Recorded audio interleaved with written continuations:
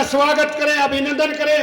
वो कहते हैं कि मंदिरों को मस्जिदों के पास होना चाहिए, कि मंदिरों को मस्जिदों के पास होना चाहिए, और होली में भी ईद का उल्लास होना चाहिए। और जो भी बांटते हैं देश और समाज को जात पात के नाम पर, उनका घर भी हरियाणा से बाहर होना चाहिए।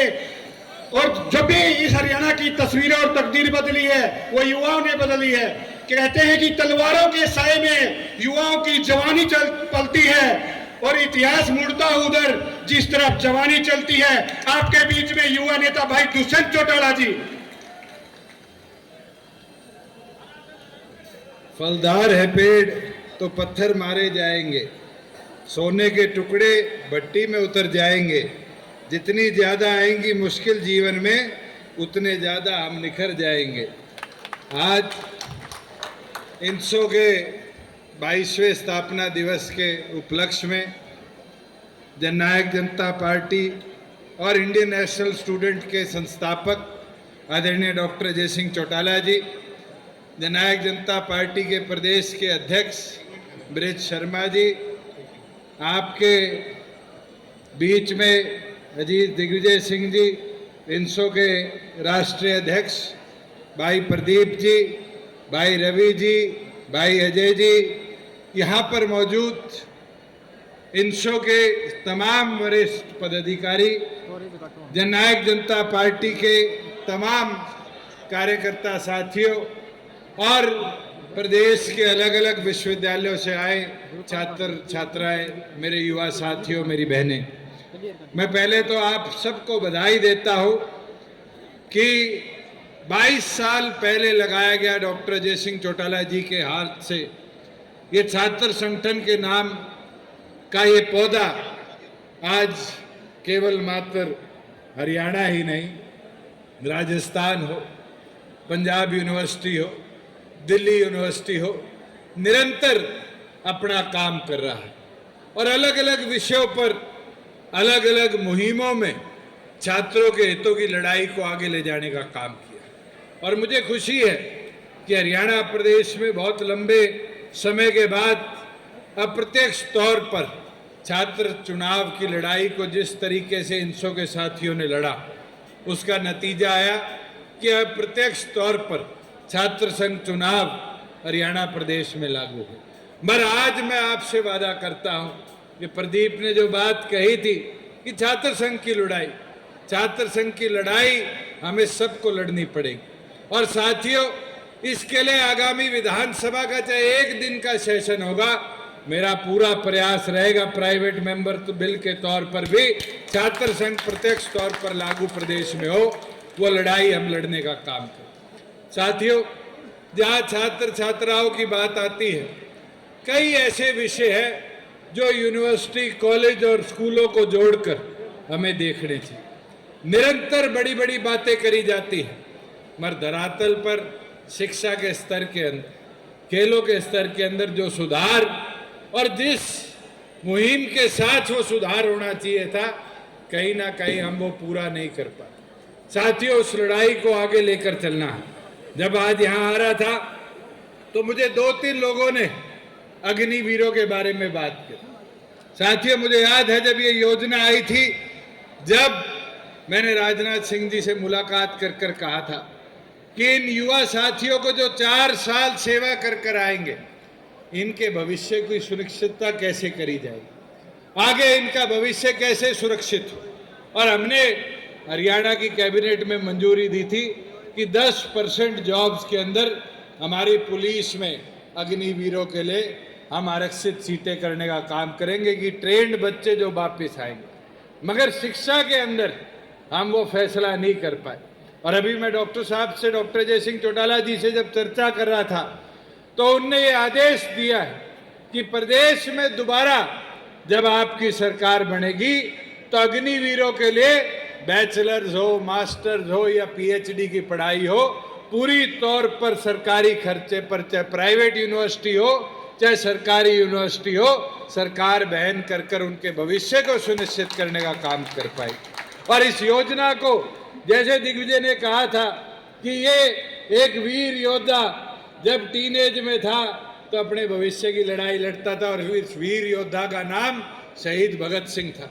मुझे खुशी है कि हमने लड़ाई लड़ी और चंडीगढ़ के एयरपोर्ट का नाम शहीद आजम भगत सिंह के नाम पर रखा। और इस योजना को भी जो अग्निवीरों के लिए हम करेंगे, इसकी योजना का नाम भी शहीद भगत सिंह अग्निवीर छात्र विकास योजना के नाम पर शुरू करेंगे कि उन छात्रों को उनके विकास के लिए, उन अग्निवीरों को हम भविष्य सुनिश्चित दे पाए कि जो 4 साल देश की सेवा में लगा कर आए हैं वो वापस आकर हायर एजुकेशन लेकर वेल क्वालिफाइड जॉब्स के लिए। और मैं इसलिए बोल रहा हूँ क्योंकि ये योजनाएं जो बनाई जा रही है, 10% सीआरपीएफ में कोटा दे दिया जाएगा, 10% पुलिस में कोटा दे दिया जाएगा। ये 4 साल की ट्रेनिंग के बाद भी 12वीं पास बच्चे को क्या नौकरी मिलेगी? नौकरी मिलेगी सिपाही को सिपाही की। उसकी तरक्की के बारे में सरकार आज सोचने का काम नहीं कर रही, मगर अगर उसके चाह के मुताबिक उसको बैचलर्स की, मास्टर्स की डिग्री दी जाएगी तो फिर सिपाही की ट्रेनिंग लिया हुआ अग्निवीर भी वापिस आकर पढ़ाई कर कर अफसर बनकर दोबारा अपनी फौज में जा पाएगा। साथियों, मैं तो आपको एक चीज कह सकता हूं कि सर छोटू राम जी के बारे में हमेशा पढ़ा है। उनने हमेशा कमेरे के उत्थान की, विकास की बात करने का काम किया, मगर उनने एक चीज कही थी कि सरकार में रहकर ये काम होते हैं। उनने हमेशा कांग्रेस के विरुद्ध में लड़ाई लड़ी, मगर अपने मुद्दों को मनवाने के लिए उनके साथ जाकर खड़ा होने का काम किया। हमसे भी एक गलती हुई थी, हमने भी आपके अधिकारों को मनवाने के लिए कदम उठाए, बीजेपी के साथ जाने का काम किया। और उस गलती को आज देखते हैं कि जनता जो बीजेपी से नाराज थी वो कहीं ना कहीं हमसे नाराज होकर बैठी। ये मैं वादा आपको करता हूं कि आने वाले भविष्य में गलती दोबारा करने का काम नहीं करें। साथियों, अगर हित की लड़ाई होगी तो अपने हितों को प्राथमिकता देकर, अपने मुद्दों को प्राथमिकता के साथ आगे ले जाने का काम करेंगे। और मैं कई ऐसे विषय हैं जो छात्र छात्राओं के बारे में हमने पूरे भी करे, जैसे हमारी बहनों को बस पास की सुविधा थी, पूरी तौर पर निःशुल्क कराई कि कॉलेज और यूनिवर्सिटी में पढ़ने वाली छात्राओं को बस पास के लिए 1 रुपया देने के काम। मगर बहुत बच्चे मेरे को अलग अलग जगह मिले और उनने कहा कि जी बस पास तो बनाया जाता है, मगर बस पास नहीं है, बल्कि छात्रों के लिए एक हरासमेंट का अड्डा बन चुका है कि बारी बारी पहले प्रिंसिपल के साइन कराओ, फिर जाओ जीएम के दफ्तर में, फिर पास के लिए फिर लाइन में खड़े हो।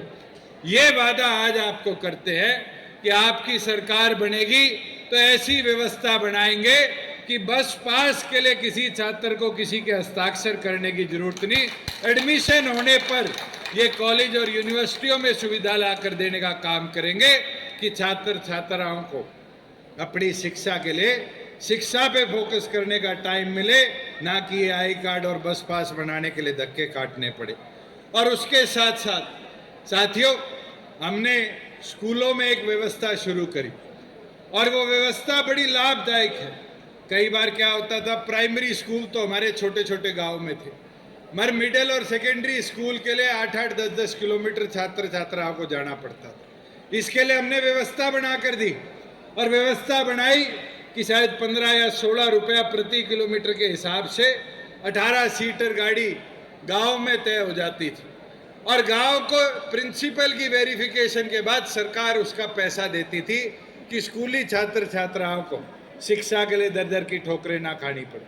अब तो हमारे हर 20 किलोमीटर में कॉलेज बन चुके हैं और 20 किलोमीटर के कॉलेज के दायरे के अंदर छात्र छात्राओं को आने जाने की व्यवस्था के लिए ये वादा आज आपसे करते हैं कि वैसी स्कीम बनाने का हम काम करेंगे जिससे 20 किलोमीटर 30 किलोमीटर के दायरे में अगर कोई छात्र छात्रा स्कूल में पढ़ता है, अगर एक बच्चा भी होगा उस गांव से तो व्हीकल उपलब्ध कराकर उसकी स्कूल शिक्षा को बैकलॉग के तौर पर नहीं पर फ्रंट फुट के तौर पर शिक्षित करने के लिए उसका सहयोग करने का काम करेंगे। वही आज डॉक्टर अजय सिंह चौटाला जी के आदेश है कि हमारे प्रदेश के सबसे ज़्यादा युवा साथी 2 व्हीलर यूज़ करते हैं, मोटरसाइकिल हो, स्कूटी हो, चाहे स्कूटर हो। हमने बारी बारी सोचा बारी बारी देखा है कि टू व्हीलर अगर कोई यूज करता है तो माध्यमिक और गरीब वर्ग का आदमी भी करता है, जो छोटा दुकानदार है, मजदूर है, और उसके ऊपर रजिस्ट्रेशन का एक दबाव रहता है और रजिस्ट्रेशन का खर्चा भी बारी बारी आता है।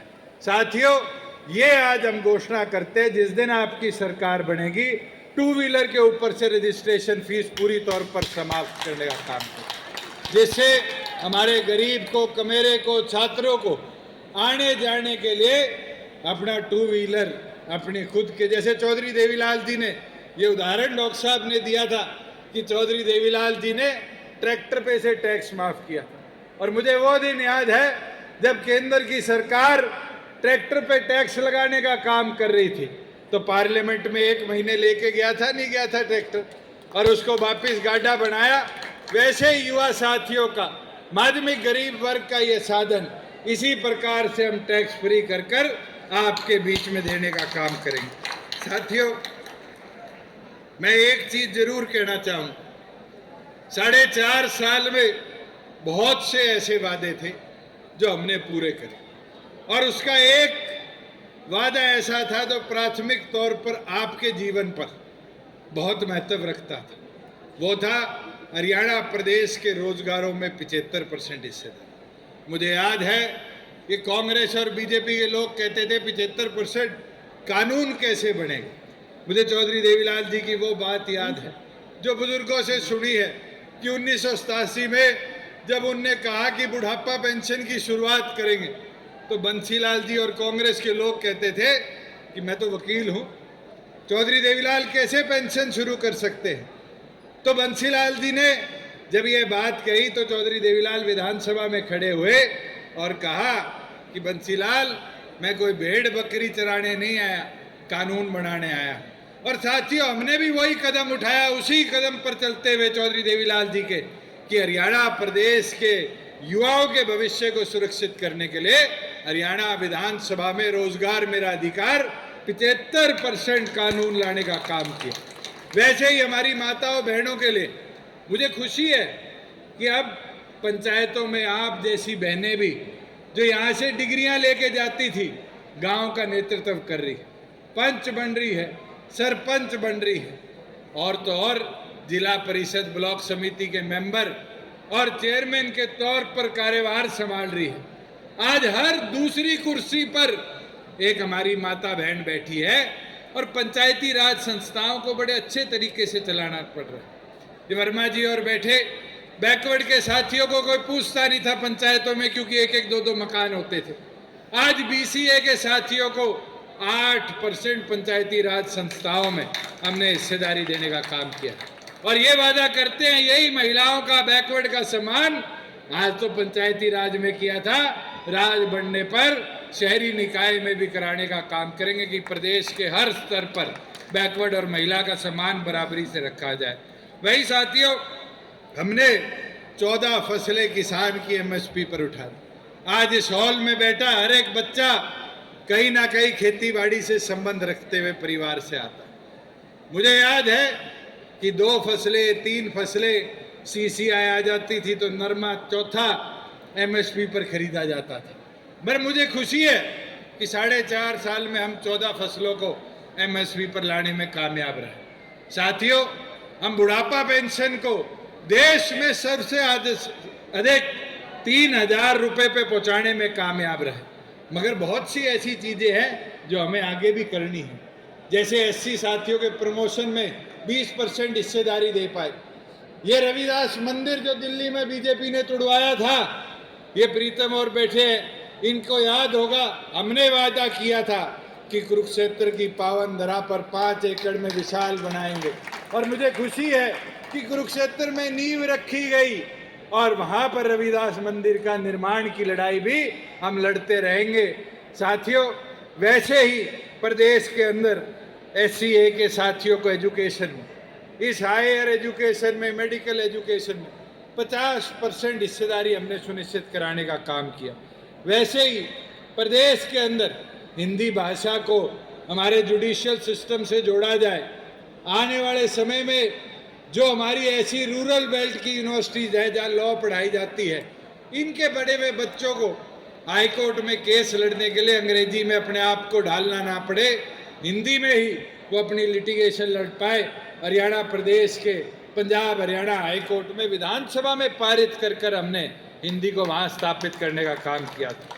साथियों, खिलाड़ियों के लिए जब बात करते हैं, खिलाड़ी बड़ा महत्वपूर्ण काम है और मुझे खुशी है कि आज हमारी बहन मन्नू हो, चाहे हमारा भाई सरबजोत, देश के अगर पहले 2 मेडल किसी ने लाने का काम किया तो दोनों बच्चे इस हरियाणा प्रदेश के। ये नतीजा है जो हमने हरियाणा प्रदेश में 6 करोड़ रुपया खिलाड़ियों को सम्मान निधि बनाने का काम किया। मगर साथियों, और भी बहुत करना है। हमने करा, एक टूर्नामेंट में खेलने जाने वाला बच्चा जब पैसे माँ बाप से मांगता था कि जी डाइट के पैसे चाहिए, तो रिकॉर्ड में लिखा जाता था 150 रुपया हरियाणा सरकार देगी। मुझे याद है 2022-23 की बात है, उस 150 रुपये को हमने बढ़ाकर 400 किया। मगर कई खिलाड़ियों से हमने पूछा कि साथियों, ये 400 रुपये में भी एक दिन की डाइट पूरी हो पाती है? तो उनने कहा नहीं हो पाती। मैं आज आपसे वादा करता हूं, जिस दिन आपकी सरकार बनेगी, युवाओं की डाइट राशि 400 रुपये से बढ़ाकर 1000 रुपये डेली की करने का काम करेंगे। और उसके साथ साथ जो नर्सरियां प्रदेश में चल रही है, उन नर्सरियों के अंदर प्रति बच्चा आज 1500 रुपया दिया जाता है 1 महीने की डाइट का। 1 महीने का तो दूध भी 1500 रुपये में खिलाड़ियों के लिए नहीं आता। आज ये वादा करते हैं उन छात्र छात्राओं को जो नर्सरियों में, चाहे वो सरकारी हो प्राइवेट हो, जो वहां पर खेलों की ट्रेनिंग ले रहे हैं, उनकी डाइट को बढ़ाकर 5000 रुपया प्रति माह करने का काम करेंगे। साथियों, इसे खिलाड़ियों का हौसला उनका नहीं जो मेडल लाते हैं, बल्कि उनका जो मेडल लाने की इच्छा रखते हैं, हम बढ़ाने का कर पाएंगे। और उसके साथ साथ एक महत्वपूर्ण चीज जो पिछले 4 वर्षों में मुझे सीखने को मिली कि नए नए खेल आते हैं और उन खेलों के लिए हमारा देश कहीं ना कहीं उतना तैयारी नहीं कर पाता। जैसे इस बार कराटे, किक बॉक्सिंग ले आए। अब किक बॉक्सिंग के लिए हरियाणा प्रदेश छोड़ो, हिंदुस्तान में कोई प्रोफेशनल ट्रेनिंग नहीं।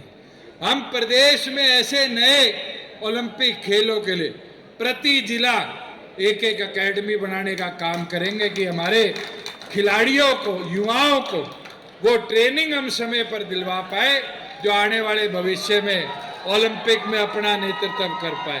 साथियों, मेरे आपसे निवेदन, विनती, प्रार्थना आपसे है कि इन चीज़ों को हमें हम व्यक्ति तक पहुंचाने का काम करना है। साथियों, मैं एक चीज़ और बोलना चाहूँगा कि आज युवा साथियों के भविष्य की जब हम बात करते हैं तो एक चीज़ सामने आती है, नीट की हो, जेईई की हो, और ये जो बड़ी ट्रेनिंग है, इसके एपिसेंटर देश में बन चुके। और एपिसेंटर कैसे? अगर आपको एंट्रेंस एग्ज़ाम की ट्रेनिंग लेनी है तो आप राजस्थान के कोटा में, आप सीकर में बच्चों को जाते देखते हैं, अकेडमियाँ खुल चुकी। अगर किसी ने यूपीएससी की बात करनी है तो मुखर्जी नगर, राजेंद्र नगर, दिल्ली जाकर तैयारियां करते हैं। मगर प्रदेश सरकार ने कभी प्रोत्साहन नहीं दिया कि ऐसी एकेडमीज को हम प्रदेश में लाकर स्थापित कर पाए। आज मैं वादा करता हूं आपको, चाहे हमें स्पेशल एजुकेशन सिटी के तौर पर ये कोचिंग की व्यवस्था के लिए हरियाणा प्रदेश में इंफ्रास्ट्रक्चर बनाना पड़े, पहला इंफ्रास्ट्रक्चर हरियाणा प्रदेश के सेंटर में जींद जिले में हम स्थापित कर युवाओं को बेहतर फैसिलिटीज देने का काम कर पाएंगे।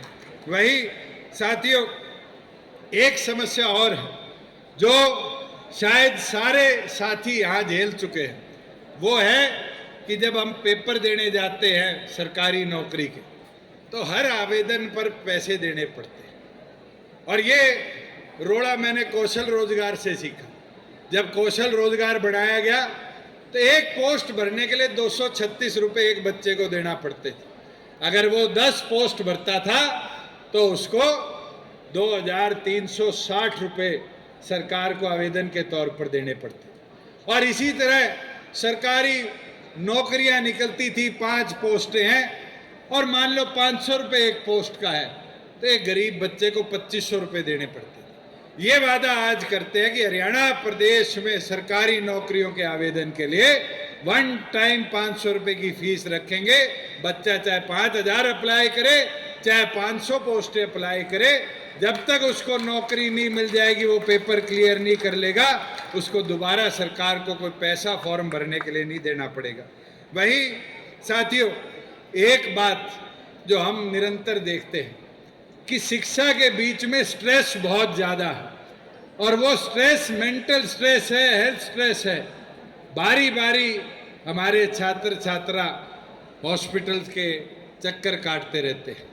कोई एक्सीडेंट हो जाता है आते जाते, तो माँ बाप उनका खर्चा नहीं उठ पाते। इसलिए ये निर्णय इनसो के आज 22वें स्थापना दिवस के उपलक्ष्य में हम लेते हैं कि जननायक जनता पार्टी की प्रदेश में सरकार बनेगी तो प्राइमरी से लेकर और यूनिवर्सिटी पास आउट होने तक हर छात्र छात्राओं को सरकार अपने लेवल पर 5 लाख रुपए तक मेडिकली इंश्योर कराने का काम करेगी कि माँ बाप पे उसकी सेहत का कोई बर्डन आने का काम ना हो।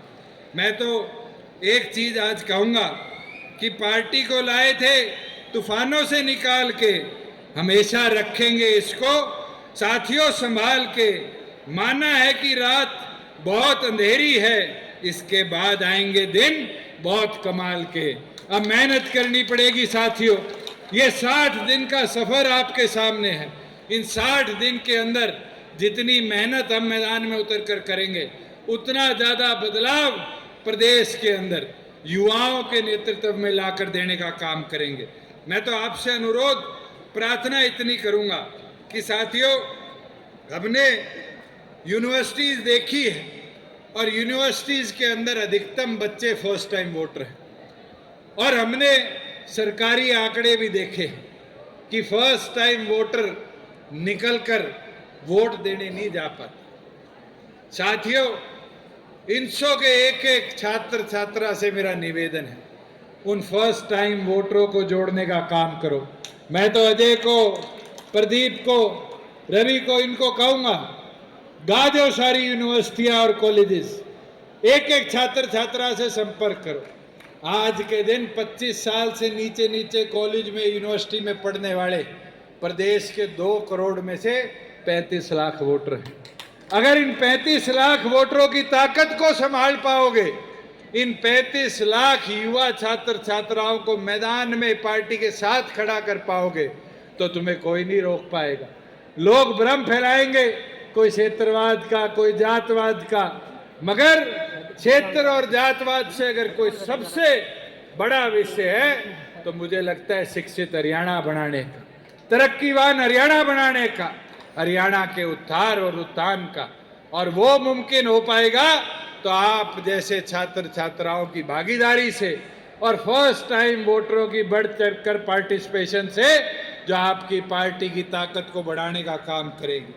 अंत में साथियों, मैं एक चीज कहना चाहूंगा ये सभी पॉलिटिकल पार्टीज पर, वो जीत कर दिल्ली जाएंगे, हम आपके बीच आएंगे, वो आपस में हराएंगे, हम मेहनत कर कर जिताएंगे।